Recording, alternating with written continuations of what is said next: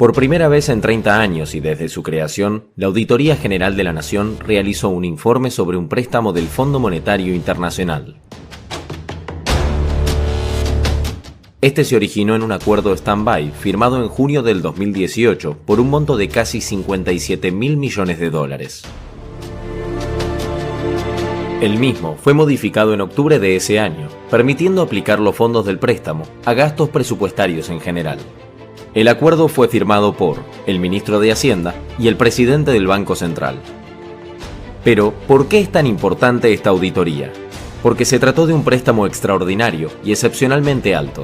De hecho, este fue el préstamo más grande de la historia de la Argentina y del FMI, representando 127 veces la capacidad de endeudamiento de Argentina con el fondo.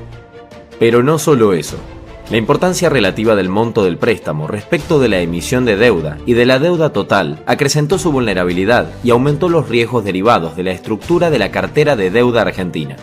Por este préstamo se pagaron comisiones y gastos al FMI por más de 13.000 millones de pesos, equivalentes por ejemplo al 52% del presupuesto del CONICET de 2018 y al 39% del mismo en 2019. ¿Qué se investigó en esta auditoría? Este informe tuvo como objetivo principal evaluar si el acuerdo stand-by se gestionó mediante procesos y procedimientos que aseguren una gestión eficiente y efectiva de la deuda. La AGN evaluó cumplimiento de normas y sanas prácticas internacionales, eficiencia, transparencia y efectividad en la gestión, que exista endeudamiento responsable, impacto en la solvencia y sostenibilidad de la deuda pública. ¿Qué reveló esta auditoría? El acuerdo fue firmado por el ministro de Hacienda, quien no tenía facultades para gestionar ni autorizar la deuda pública.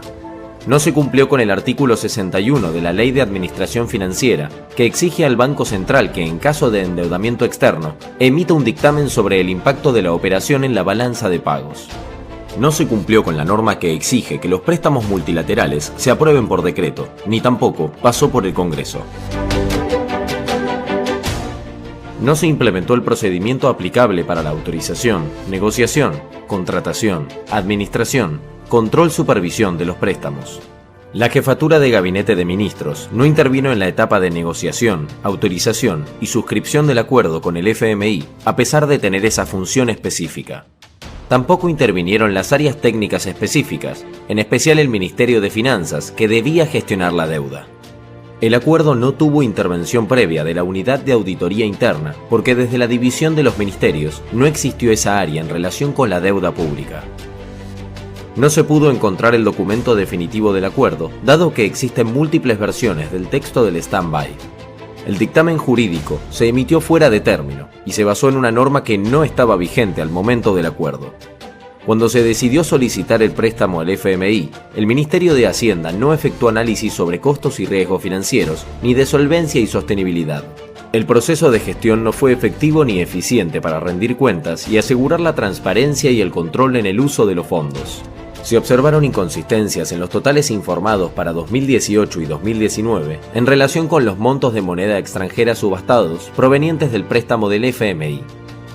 Casi el 30% de los desembolsos del FMI se usaron para financiar la salida de capitales financieros, en tanto el auditado informó que el 71% se usó para cancelar la deuda.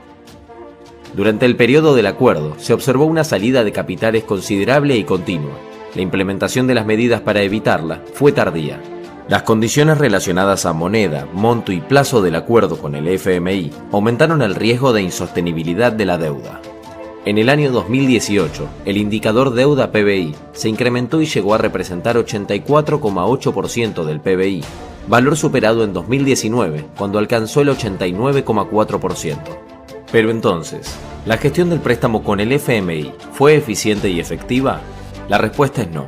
Los procesos y procedimientos relacionados al préstamo no aseguraron la eficiencia y la efectividad en la gestión de la deuda, provocando incumplimientos legales, afectando la prudencia en la administración del endeudamiento y vulnerando la adecuada supervisión del financiamiento.